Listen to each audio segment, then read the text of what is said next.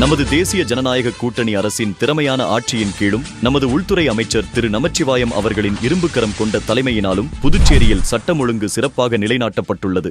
மாநிலத்தில் பெண்களுக்கு எதிரான குற்றங்கள் முற்றிலும் குறைந்துள்ளன. ஆபரேஷன் திரிசூல், விடியல் போன்ற தொடர் நடவடிக்கைகளால் 50க்கும் மேற்பட்ட குற்றவாளிகள் கைது செய்யப்பட்டனர். 56 கிலோ கஞ்சா அழிக்கப்பட்டது. மேலும் கஞ்சா சப்ளை செய்த இலங்கையில் உள்ள போதைப் பொருள் கடத்தல்காரர்கள் கைது செய்யப்பட்டனர். அவர்களிடமிருந்து 2 கோடி மதிப்பிலான 300 கிலோ கஞ்சா பறிமுதல் செய்யப்பட்டது. பல்வேறு துரிதமான நடவடிக்கைகளை நமது உள்துறை அமைச்சர் திரு நமச்சிவாயம் அவர்களின் தலைமையின் கீழ் உள்ள காவல்துறையினர் மேற்கொண்டு வருகின்றனர். இதன் விளைவே பாகூர் காவல் நிலையம் இந்தியாவிலேயே சிறந்த காவல் நிலையங்களில் 7வது இடத்தை பிடித்துள்ளது. கடந்த காங்கிரஸ் ஆட்சியில் முன்னாள் முதலமைச்சர் நாராயணசாமி அவர்களுக்கே உயிர் பாதுகாப்பு இல்லாத அச்சுறுத்தல் இருந்தது. முதலமைச்சர் வீட்டின் பின்னாலேயே கொலைகளும் நடந்தன.